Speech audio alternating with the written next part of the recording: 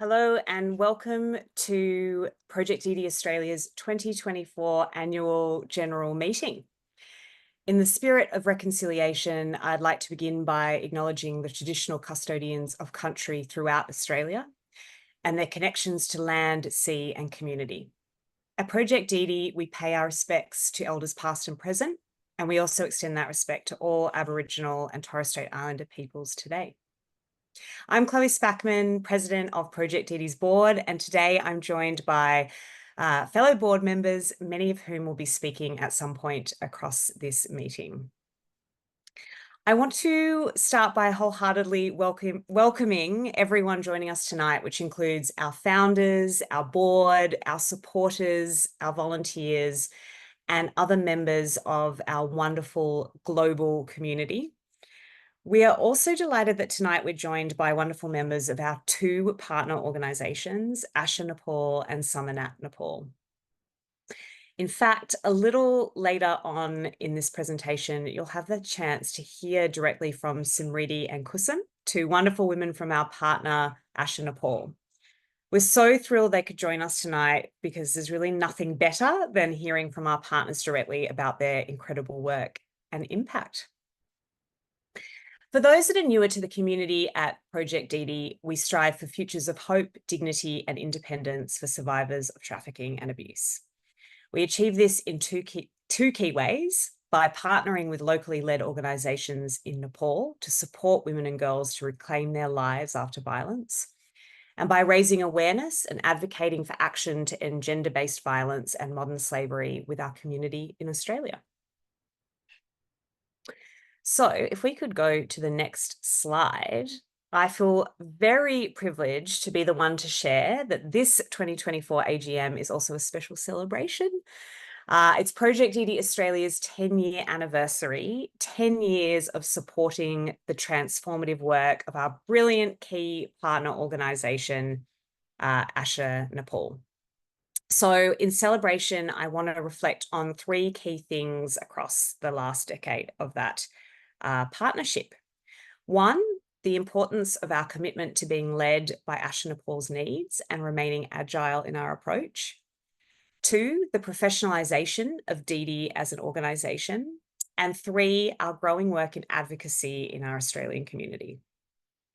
So one, our commitment to and agility in supporting Asha. Asha Nepal, like the people behind the work it does, is very special. In a country where children are subjected to some of the worst forms of child labour and work to protect against child exploitation is challenged by social attitudes, social protections, and societal vulnerability to natural disasters, they're one of the only organisations that have been offering the transformative best practice approach of family-based care.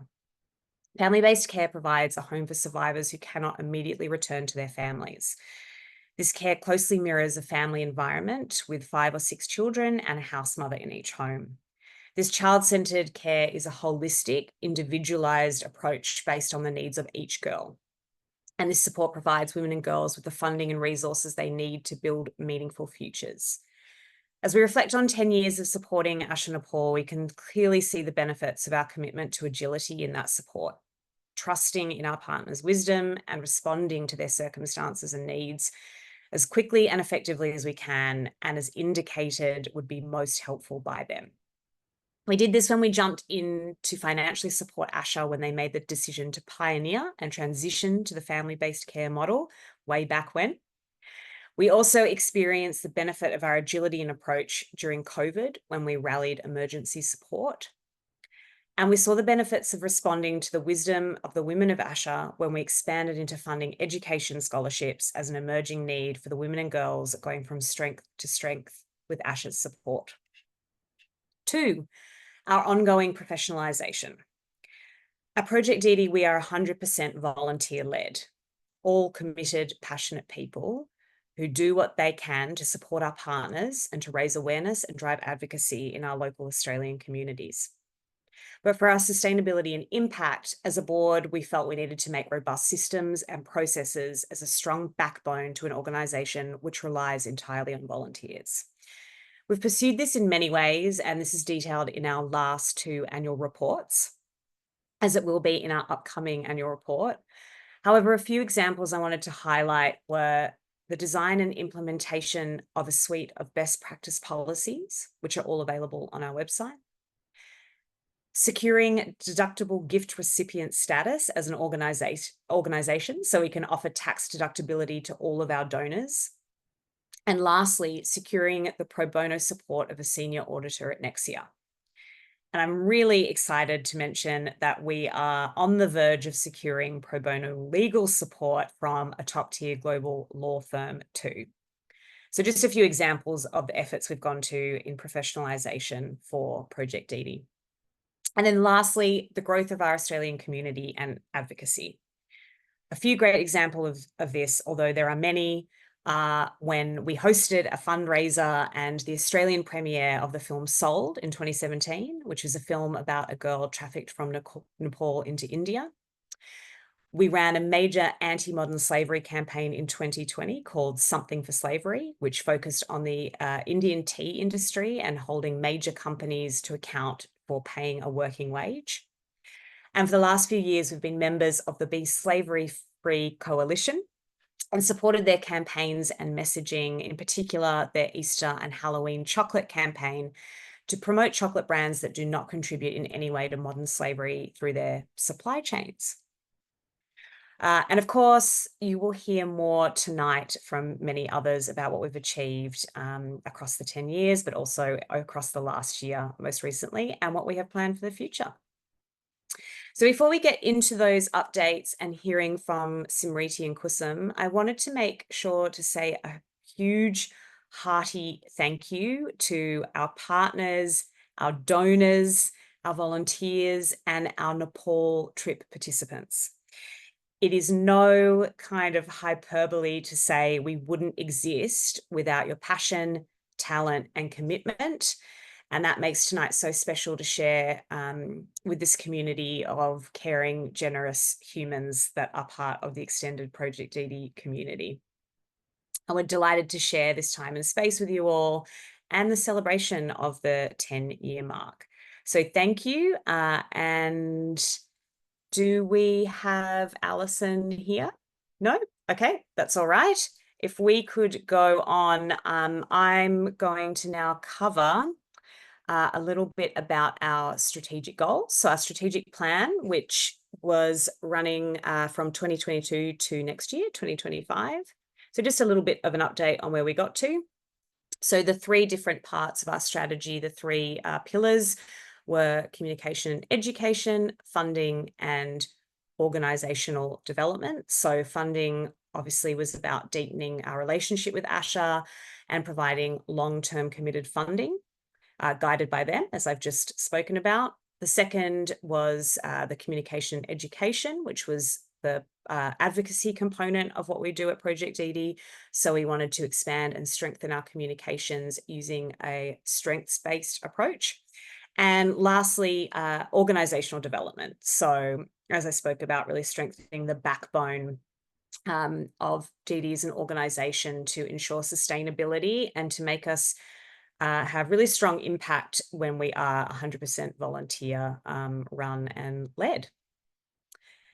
So if we can go to the next slide, there's just a bit of an update on our achievements, and some of which I touched on in my section as well. So we continued our commitment to fund 2 family-based care homes as part of the plan, and secured committed funding for 6 multi-year educational scholarships. We increased our funding from stable sources to account for 93% of our net income by financial year 23-24. And we increased our reserves to cover 12-month forward funding for Asha Nepal. So these are big milestones and big achievements for us, and we're really proud of where we've got to with that funding model and the plan that we had coming to fruition. With communication and education, we enhanced our two-way communications with Asha Nepal through regular monthly meetings. We started trips to Nepal, or returned trips to Nepal, which was great because obviously that's a really important part of the connection and actually having people from our community go over to Nepal. We reinforced our advocacy through our Be Slavery Free membership, which I just mentioned. And we participated in 4 education and advocacy campaigns with that being part of the Be Slavery Free Coalition. And then in organizational development, obviously we got DGR status, which I mentioned, which is fantastic and really enabling for any nonprofit organization. We strengthened our strategic capability by appointing a volunteer coordinator to the board. We embedded our safeguarding policy through our partnership with Asha, and we entered a new partnership agreement in the financial year 23-24 to run joint trips with Samanat Nepal. And I think we'll be talking a little bit more about that later in the presentation too. So great progress on our goals and highlights how useful it is to have a plan to keep going back to at board meetings and think about what is the North Star and how are we going to get there. And now I'll pass to Claire. Thanks, Chloe, and thanks so much, everyone, for joining us. It's great to have you here. So I'm going to talk briefly about the last year, 2023-24, but I'm not going to talk too much because we're really lucky, as Chloe said, to have Smriti, and Kusum unfortunately can't join us. I just got a message from her, but Smriti, who is part of the leadership team at Asha Nepal, will be speaking later on, and so much better to hear directly from her. So I'll just touch on a few of the highlights. So Alicia, if you want to go on to the next slide, thank you. So I was speaking to Fiona, who's one of our co-founders recently, about the 10 years of Project Didi. And she was talking to me and she said that when she and Leonie and Sarah, who are the founders, set up Project Didi, they all really agreed that even if they could change one girl's life, it was worth it. And I think this has rung true throughout our 10 years of Project Didi and, particularly in the last year. And it really speaks to our focus on deep and long-term impact. So I have shared on that slide there, as you can see, a couple of figures from the last year, but really I think the impact of our work with our local partners is in the experiences of the women and girls we support. And so rather than going through these figures with you, I just want to highlight a couple of examples of those experiences from the past year. So we supported one young woman, thanks to the Tall Foundation, with a scholarship to study a postgraduate degree in counselling psychology. And Asha had previously supported her through care and to complete a bachelor in social work. And then she went on to join the team as a social worker at Asha. And this is really incredible in itself, given the challenges in family breakdown and sexual assault that she'd experienced in her life. But she's very determined and hardworking, and then she went on to study a postgraduate course. And she says that this course has built her confidence to work with women and children and address the complex behavioural challenges that she experiences through her job as a social worker. And her dream now is to study a master's in clinical psychology and establish her own clinic. And I think really critically, she says she now feels this is achievable. Another girl in Asha's care in the past year has seen some really great progress in her mental health, thanks to sessions with Asha's psychosocial counsellor. So trauma-informed counselling is a really key focus at Asha, and as you can see there, they delivered over 500 sessions in the past year. And this girl was referred to Asha's care after a really challenging legal case that she took against her grandfather for sexual abuse. But with counselling support, her confidence has really grown and she's finding enjoyment in reading and doing art and is spending more time with her friends. And then the last example I want to highlight, last but not least, in the past year, as Chloe mentioned, we've expanded our partnership with Samanat Nepal. They're a locally led organisation based in Birtamod in the east of Nepal, and they do really excellent work supporting women who experience domestic violence with legal assistance and income generation opportunities through sales of this beautiful polymer clay jewellery, which you can see and buy on our website, which is made by the women themselves in Nepal. And as Chloe said, we are now running new joint Women Empowering Women trips with Samanat, which I'll go into in a moment. But thanks to these joint trips and the fundraising efforts of the participants, we've been able to support a wage increase for the women who work in the jewellery studio. which brings their salary well above Nepal's basic wage, and goes volumes in creating stability for them and their children. And we've also supported the employment of a sewing team leader who's training women to set up their own tailoring businesses. And critically, this reduces the risk of pushing women into dodgy or risky jobs overseas, which is often the only option when they need to support their families, because it gives them local opportunities for income. And as you can imagine, this is really intensive long-term work, but it really has transformative impacts, and not just for one girl, as Fiona said, but I think also for her family and community. We've seen over the years supporting Asha Nepal and Samanat Nepal that this has a ripple effect with the women and girls we support and with their wider network. So before I go on and talk about our trips to Nepal, I just want to briefly highlight some of the changes to the setup and family-based care in the last year. So in 2023, Asha received new government directives from the Nepal's National Child Rights Council, or NCRC, which advised them to move all children that are in their family-based care, so their separate homes with about 6 children, to a home and a consistent house mother. And the directive advised them to move all children into one building. And this came about because the NCRC were concerned that the children's proximity to the landlords, so most of the setups of the homes where Asha was renting one level of the home, and the landlord generally would live on the other level. And the NCRC were concerned that the proximity to the landlords might put children in some kind of risky situation. This was despite no safety incidents reported at all in 8 years of running the family-based care homes. So understandably, you can imagine that both we and Asha were concerned about these directives, and particularly concerned that moving all the children into one home or one building might undermine the family-like nature of their care. And so we worked with Asha to try and navigate this change. We reached out to the Australian ambassador in Nepal and to our Nepal-based development contacts to try and get a bit of a sense of the wider context. And I can go into that later in the Q&A if anyone's interested. But with Asha, they came up with a great solution so that allowed them to receive approval, which is a requirement from the NCRC, but continue with the family-like setup of family-based care, which is really where we see all the benefits for the children. So they've now rented one apartment block, but with 3 separate apartments in the building. So they've been able to keep the small family-like homes. And we provided them with some additional funding to help support that move. Asha also worked with the children to adjust to a big change through extra counselling and social work support. And they've found that the children have adapted really well. They've found that the children like their own space. They like the company of the other children that are close by.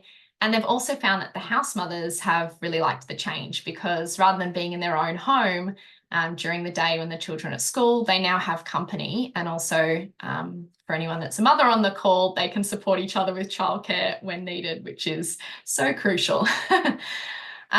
So there's been some unintended positive consequences from that, and I'm more than happy to answer any more questions. As Chloe said, we have a Q&A box, so please put any questions throughout this. We can go into it in more detail. Alicia, I might get you to move to the next slide. So as we mentioned, we're really excited. We have set up a new partnership with Samanat Nepal to run trips, our Women Empowering Women trips out to the east of Nepal, where Samanat is based. And so last year we ran in March, we ran our first trip that was led by Sarah, one of our founders. And it was with 10 fantastic women who joined the trip, and was really a great success. So we had some really positive feedback. Participants described the trip as both inspiring and humbling, and really enjoyed the 2 days. So it combines a visit to both Samanat Nepal in the east and also to Asha Nepal. And participants can learn how to make the polymer clay jewellery that I mentioned earlier with the women of Samanat, and see their real commitment to upskilling and self-sufficiency. They also cook alongside Asha Nepal's house mothers in their homes, in the family-based care homes. They stay at a community homestay in Nepal's Eastern Hills. And also, one of the great pieces of feedback we got was around the attentiveness and the care of our travel partner, Himalayan Sunrise. So many participants said that it felt like they were being treated like family on the trip.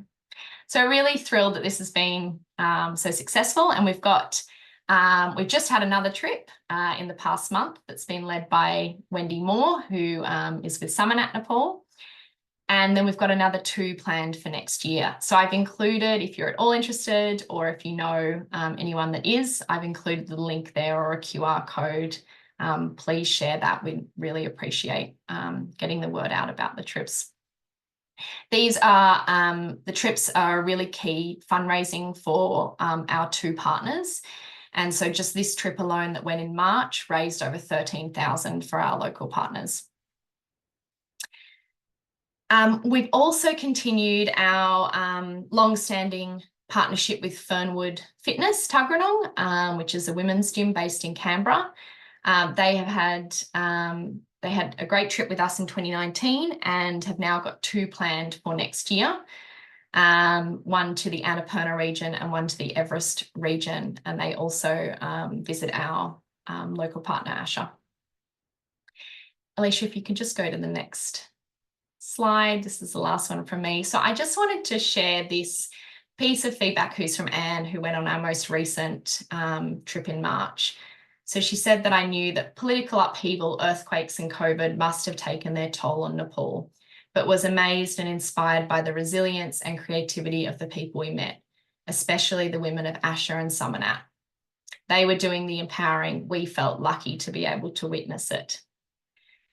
And this really speaks to what the goal of our trips is. It's not about us just providing funding, but it's actually about a shared learning experience.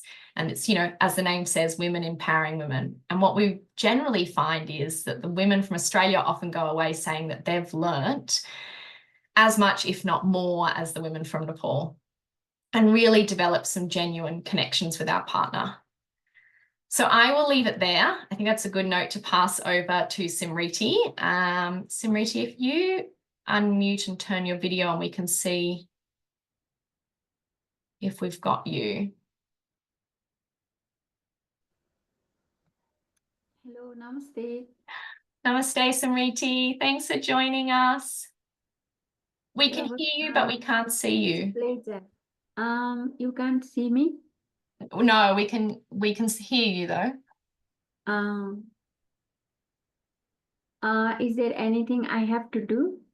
Maybe down the bottom left, there might be a start video icon. Because of presentation, I thought it will be easier to come on laptop. So I am on my laptop. So maybe. You should, maybe if your laptop doesn't have a camera, you might not be able to. It has camera. Oh, it does. Okay. So maybe down the bottom. But I am not seeing the video icon. There is only audio icon over there. Yeah, Claire, I just looked and I think the status is talking permitted only. So. Okay. Let me maybe, Smriti, do you want to go on with the presentation and I'll see if I can quickly change that from my end. Okay. Let me just see. Yeah, I'll see if you, Alicia, maybe if you go to the next slide and Smriti can start, and then Smriti, I'll see if I can change it. And please, please put any questions that you have for Smriti in the Q&A and we can answer those as we go. Thanks, Smriti. I will. Yeah. Welcome. Namaste, everybody. It's such a pleasure to be joining the General Assembly of Project Didi Australia. We have been really lucky to work in a partnership with Project Didi Australia for so long. Even before 14, right? time goes so fast. It's already more than 10 years now. Yeah, I will just go through the slide first. When we first thought of Asha Nepal, we wanted to empower a family, like single woman-led family, economically, in education and their livelihood. So we were registered here in Nepal in 2008. Before that, there was project run by Asha Nepal, but we were not registered. And in UK since 2000. So our vision is to create a community where women and their families will be able to enjoy a life of dignity and independence. Our mission is to assist the women, children, and families to rebuild their lives socially, emotionally, and economically, enabling them to enjoy life of safety, independence, and dignity as valued member of their community and society. So we are working with violence affected family, may it be trafficking survivors or sexual violence in most, or domestic violence, where women have to run away from the family to save their and their children's life. So we have to rebuild your. So I'm getting this box saying the host would like to promote you to be a panelist. Yeah, that's me. I think if you accept, then you'll be able to turn your video on. Okay. Sorry to interrupt.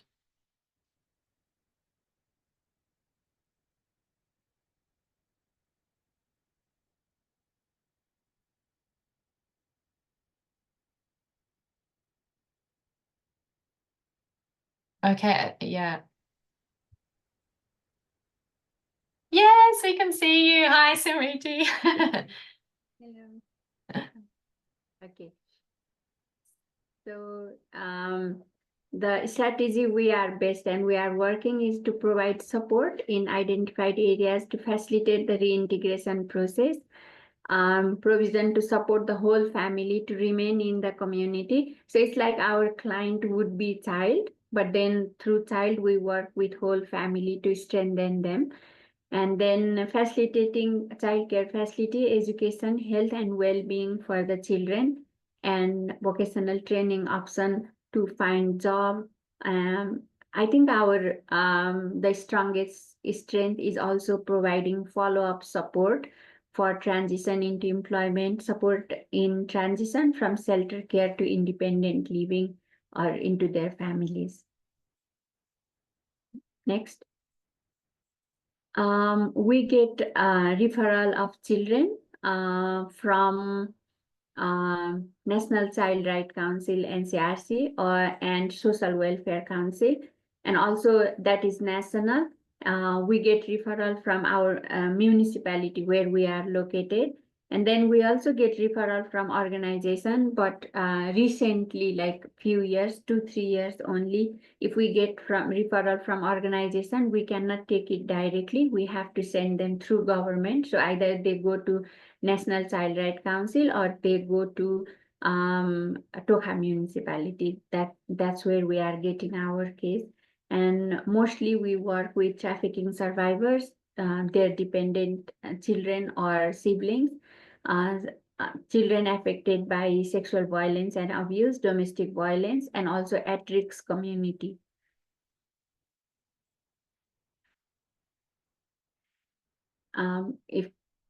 And currently we are providing most our 3 projects. It's like one is residential support, which we call it as family-based care. Another is Asha scholarship, and another is keeping families safe in community.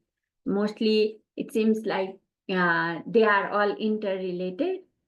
Because they come in emergency. If they are in emergency situation, they come and stay and take service from family-based care. Once the mother is stable, they go into community and we work in their families, like keeping families safe in community, and then we continue provide them education. So, and that slide. Family-based care unit, its objective is to provide healthy development environment for the children in family environment. And then when they are with us, we try to facilitate reintegration. So we work with mother, other family members, and the children since the day they come to us, so that we can reintegrate them as soon as we can. Currently, we are managing 3 family-based care in a same building, same compounded building, but we have got 3 separate apartments where one mother is looking after 18 children. This year, we are serving 17 children only. And then in that shelter, all their needs are looked after. So they live with us, we provide food, they go to school, there is different extracurricular activities they attend to apart from school. And in the afternoon, they have got homework assistant, help to do their schoolwork. We have computer class, so we provide them platform like opportunity to experience positive life experience, also skill based, so that they can choose career later, like different career than what their family have been doing, and improve their life. Another and most important is scholarship. So in ASA, we believe that education is one important factor which help them change their life. So we focus a lot on education, and we provide education support from like preschool up until like postgraduate, depending on the choice and commitment of children as well. Its objective is to ensure the right to access to education and invest in their better future, to break the vicious cycle of abuse through good quality education. So this is like we are mostly working with second generation. So maybe mother is trafficked and her children are with us, or the mother is working in entertainment sector and we are providing education support for the children. And we want the children to choose better career than what their family member, what they are seeing in their families, are listening from their sister or mother. So and we provide education expenses for the children. And our target is 100 children, and we are providing education support currently to 103 children. Yeah, some of them, like till grade 12, we are behind their back, like we are continuously following up, and we really want them to complete at least grade 12. After that, it's their choice. If they want to go to university, they have to come to us and ask for support, then only we support. And then for postgraduate, we only provide 50% of college fee. So it's like support is there if they want to do, but also not making them dependent on us. Yeah, and till now we have supported 387 children of 282 families. 146 have been through residential setting, others we have supported in community, and 124 children have been reintegrated and receiving care after reintegration, and we have closed 110 cases till now. So when we say case closed, it's like they are not receiving any financial contribution from Asha Nepal now. But then if they have got any issues or anything, or if it is just they want to see counselor or visit social worker, they are always welcome to come to Asha Nepal and visit us.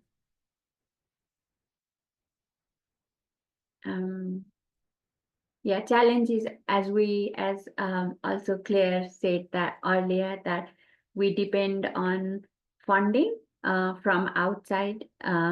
So it's always challenging, and also due to global recession, it has been a struggle for us to do just do what we are doing, continue doing what we do. we haven't added any new project or anything. We are just doing like since Corona outbreak, we are just trying to keep the activities going on. And yeah, because we run residential service, it's also challenging to find the matching house mother who is not looking only for a job, but also wanting to serve. The group of population we work with are not only poor, but also have been through trauma. So it's always challenging. Sometimes we work with them for years and we think like, oh, they are now, like doing well. And then something happens and they go back to zero and we have to work again. Sometimes it's very challenging. We have also found mostly like children in shelter home in our residential part, because they have been away from their family, maybe like being under stress of that or other issues. Sometimes they find it difficult to doing same thing. Yeah, and they go to school. We also provide extra tuition, but still they are not like so bright. Some are very bright. They have done really well, but the focus in studies is also difficult. Yeah, and then we as social worker, sometimes the cases, they have impact on them and they find it distressful. And yeah, these are all the extra activities they do as well. They do one martial art, so which is Taekwondo, and they have got dance class every week. They do a circus as an empowerment for it's like fortnightly, so one in 2 weeks time they do it. Sometimes we do yoga camp as well. So next slide, please. And we take them outing. Sometime on special days like Women Day, Children Day, they do drama as well. They perform among themselves, they do drama. They go outing for picnic or visiting places every 3 months. And next. Last year we had opportunity to attend the Bicon Alternative Care Conference. So this is from there. Thank you so much. If you have got any questions. Thank you so much, Smriti. We have a couple of questions. Let me just pull them up. So one here asking, how do you select the children who receive scholarships for postgraduate study? Is there an agreement that they enter into with Asha? Yeah, they have to be our long-term service user. So maybe we have been supporting them for their school, for their college, like up until high school, and then till now we haven't just have anyone who have gone to postgraduate, who have come to us asking postgraduate. So it is our children who have been with us since like grade 6, 7. We have been supporting them. So they have to be either sexually abused children. As a child, they have to have some sort of incidents happened, and if they can come to us with the proof, like some letter or they have fight for the case, like that type of document. And when we assess if we saw financial need, then we will support. And so they're children that have either been through family-based care with Asha, yeah, or connected with you through the community. Yeah. And Smriti, you know how you were saying earlier how you have a model where some of them maybe receive 50% of their fees, some receive full educational support. How do you decide that? Is that based on circumstances or?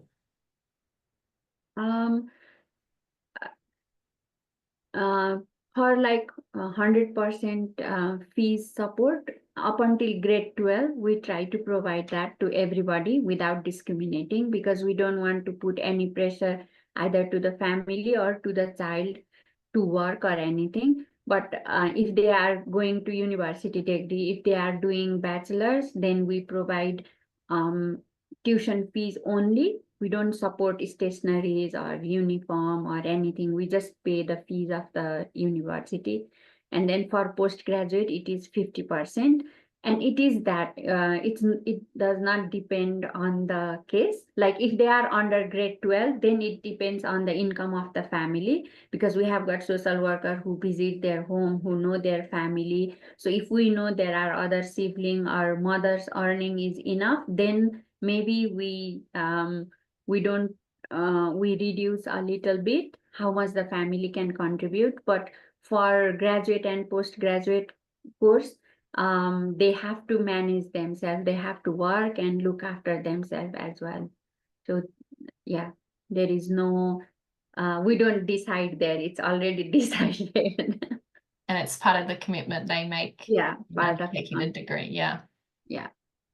Thank you. Okay, one other question. So you said earlier that the goal of Asha, when you're supporting young people with an education scholarship, is that they'll choose a better career for themselves than their family, or choosing a better life for themselves. Have some of the children or the young people that you've supported gone on to secure employment? Do you have any examples you can share with us? Yeah, yeah, few of them actually. You know, like Project Didi paid for one of the girl to do her nursing degree back maybe before 14 even, or around that time. And she is now in Australia working as a nurse and looking after her family here as well, her younger brother and two sisters. It's like their family consists of mother, three sisters and one brother. So yeah, they are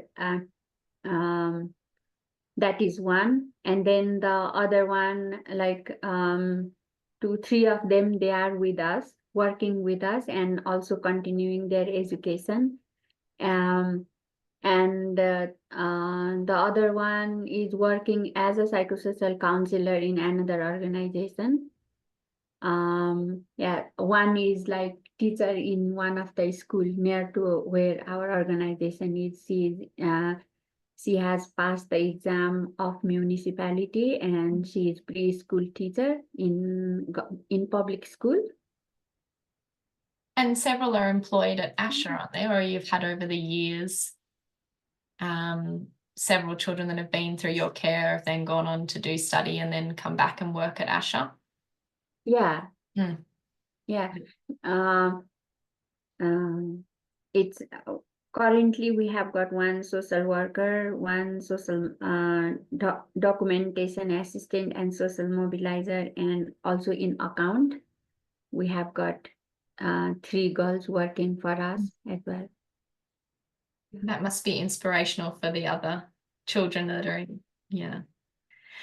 And just one last question, Smriti. So, I really feel one of the strengths of Asha is the long-term support that you provide and the relationships that you build with children and their families.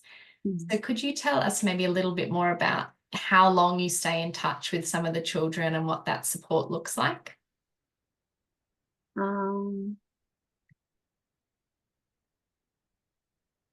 I mean, with some of the children, since the beginning, I mean, like from 2008, we are still in touch. Like only last week, they came to visit us because the girl who is in Australia was visiting her family. So the girls who were living together with her at that time in Asha's residential support, they all came together, like 3 of them, and they came to visit us. So they are now independent young women, like one working as a nurse in Biratnagar, so near to Birtamor, like eastern part of Nepal. she's working in Nobel Hospital as a nurse, the other one there, and the social worker, they came to visit us here, and we had some good time. So yeah, they are still in touch, some of the girls. And the best part is, like many of these girls, when they find partner, if they are sure like this is the person they want to lead their life as a parent or like family, they share with us like, okay, this is the person I like, and what do you think? Like maybe not say while talking, but on message, all of them had done this, and they call us on their wedding or things like that. So yeah, up to that they are in touch. So Yeah, I think it's it's like we become part of family. yeah, exactly. Yeah. And it Yeah. just shows how much, time and energy you invest into every child that you support. Yeah. Thank you so much, Smriti. We really appreciate you making the time. I always personally feel very inspired when I hear you talk directly, even though I've spoken with you many times. It's always inspiring. So yeah, we really appreciate you joining us. Thank you. Thank you. I'll now hand over to Mary, who's going to take us through the financial report. Thanks, Mary. Okay, thanks. It's been an extremely good year with the both large donors and of course our many smaller donors, but like I said, altogether they do make an impact. And as you've heard mentioned a few times, one of the goals is to have that stable funding.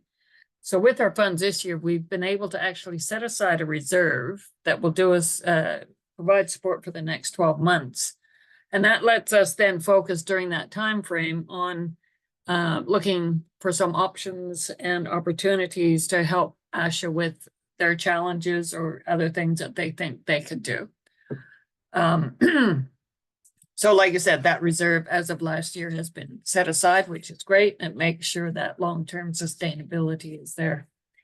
When we ended the relationship, I think that has been mentioned too with GDG when we received our DGR status, but just to let everyone know, one final donation was processed in that year, and that has gone through, but from now on, they will be direct to ourselves. The next one.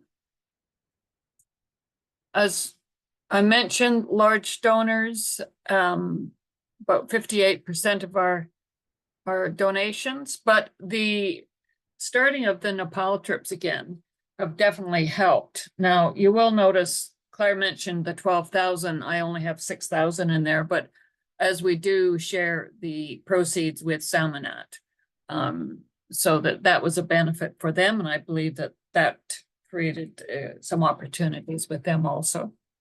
The donations restricted, that was for scholarships, which, like I said, we've been hearing some really good stories. I've noticed on the Facebook streams, and everyone's doing quite well. And obviously then the shop sales continue too with the jewelry from Salmonat. And I highly recommend it. I have quite a collection. I love them all. So now the next slide, please. As you can see, our expenses are only about 3% of the funds raised. As we did mention, we are entirely a volunteer organization. And like I said, while the numbers seem large on some of those, it is due to payment of the restricted donations, as well as some of our allocation to that long-term reserve. But other than that, minimal expenses for administration. Can I have the next one, please? That's just a sample. As you can see, it's been mentioned, the home expenses. The home is a key feature, the family-based care.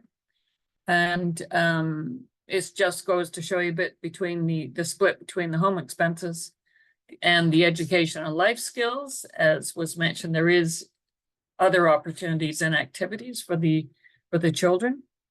Program staff, some administration, and emergency cost coverage, just to allow for things that may actually happen. The next two pages are just the financial statements as compared to previous year, you can see quite a difference. Our income 3 times what it was last year. And our operating expenses, like I said, other than the ones where the allocations and the restricted donations are very similar to what they were in administration last year, even though we've actually had 3 times the fundraising. The next page for the balance sheet, that just gives us, like you said, a very secure position with our bank accounts, which is, like I said, a great one to actually have. And like I said, we have set aside that 12-month reserve, the FBC reserve, which is sitting in the liabilities. If anyone has any questions on those.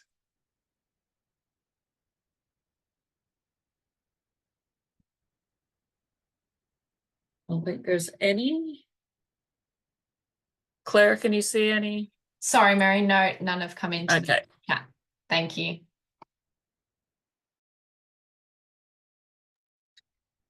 All right, thank you, Mary. And now it's over to Alison, who's joined us to talk about projects and priorities for the next year.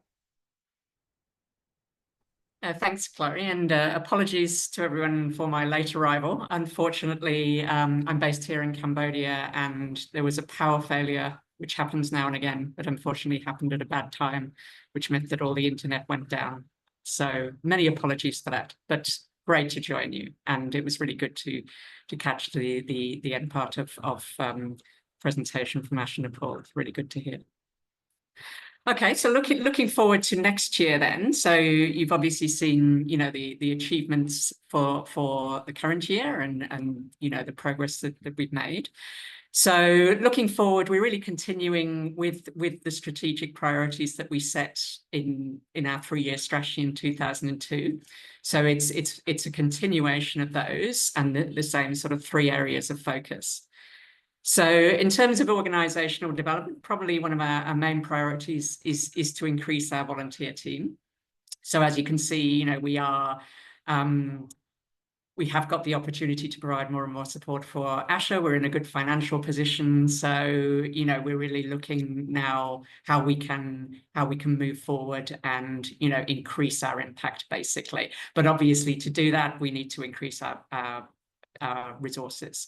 So just a call to action really there. If anyone here, you know, listening, if you or you know other people who have got skills that could help us, and we're particularly looking for people with skills in things like communications, social media.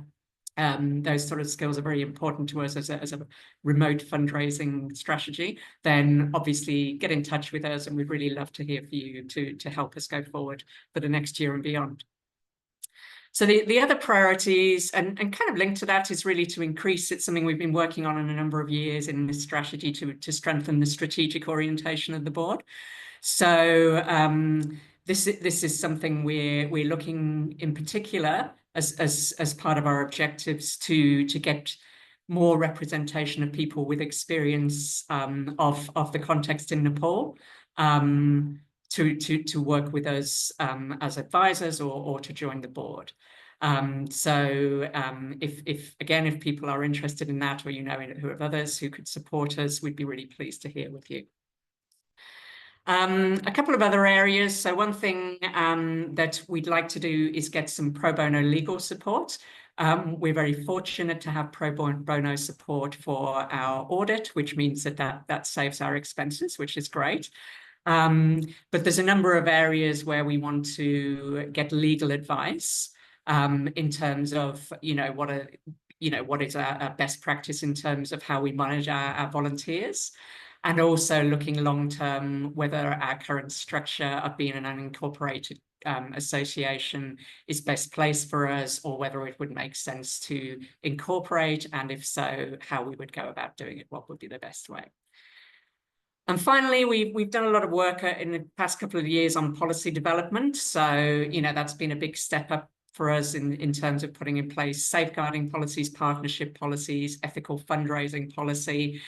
So really getting those policies fully operational and, you know, working on, I think the other area we're working on, which Mary is actively pursuing, is financial management policies, just updating those. So that's our organisational development priorities. In terms of communication and advocacy, what we'd like to do is move to a more, you know, sort of strategic communication strategy. So to actually outline a plan for the year that enables us to communicate effectively with all of our different stakeholders. So again, this is why it's, you know, we're really looking for people, for volunteers who have those sort of skills. Would be really great to have more people who can input to that. Carrying out 3 to 4 advocacy campaigns, I think that's something we've shown real strength in, and we're really pleased with how that's gone with our relationship with Be Slavery Free. So we want to continue and develop that. And as I think you've heard in this session, the Nepal trips, that's been something we've wanted to do for a while.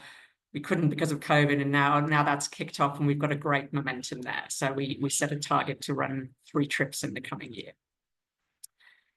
In terms of our funding, I think Mary's, you know, given a good indication that we've been really successful in the past year in achieving a lot of our funding goals. So for the next year, we want to continue that momentum. We've got a target of 92,000 income to raise.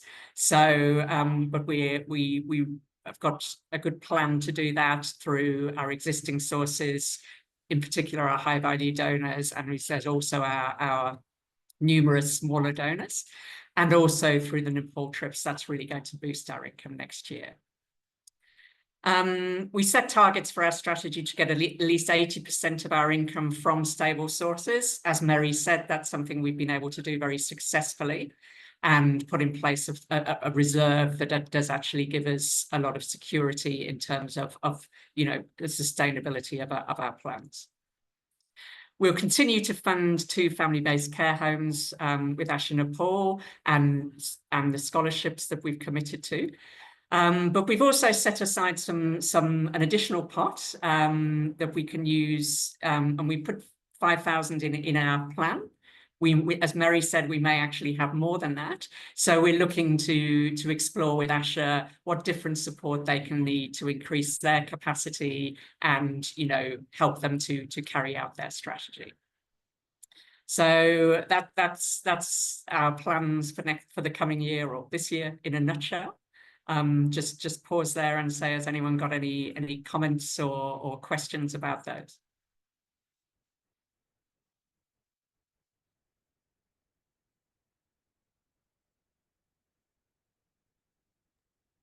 Well, maybe I'll just jump in and say that even though I know all of this, when I see it like that, I just think it's so exciting, and and there's so much that's been achieved, and so like looking at a plan for a year, this is a really solid and exciting plan. So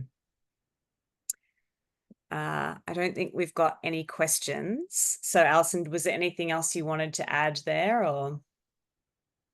No, I think that's covered it. So, and as you say, Chloe, we're all very excited, you know, to be, you know, again, looking to how we can create more impact, and we're in a great position to do that. So, yeah, so back to you, Chloe, to take it forward. Thank you, Alison, and thank you, everybody. If there are any questions that for anything that was covered tonight, pop them in the chat, and we'll monitor that while we move on to the AGM component of the evening, so the retirement and re-election of office bearers. Chloe, in the chat or the Q&A? Sorry, in the Q&A. Thank you, Mary. Yeah, just pop it in the Q&A. I don't think chat is available to everybody if you have a question. So let's start the retirement and re-election of office bearers. I'll start by proposing a motion to dissolve the current office bearers roles. I'll second that. Thank you, Claire. and motions to re-elect essential and non-essential office bearers. I'll Perhaps jump in and propose Chloe as president. I'll second that motion. Thank you. I'll propose Alison as secretary. I will second that. Thank you. I will propose Mary as treasurer. I'll second that. And then Claire as vice president. And I will second that. And then Kira, who sends her apologies for tonight. She's got a newborn, so she couldn't make it, but I will propose her to rejoin as a board member. Fabulous. And over Sorry, to I'll second that, Claire. Thank you. All done on re-election of office bearers, and over to you, Alison, for the next part.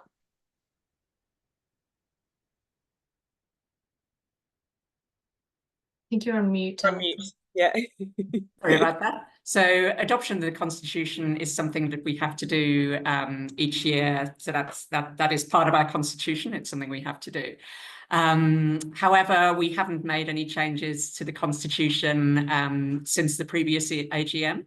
So there's no specific changes to propose. So we circulated a copy of that current version of the Constitution with the invitation to the meeting, but just open it to the floor really to say if anyone has any questions about the Constitution or any points they'd like to raise at this point, please feel free to do so.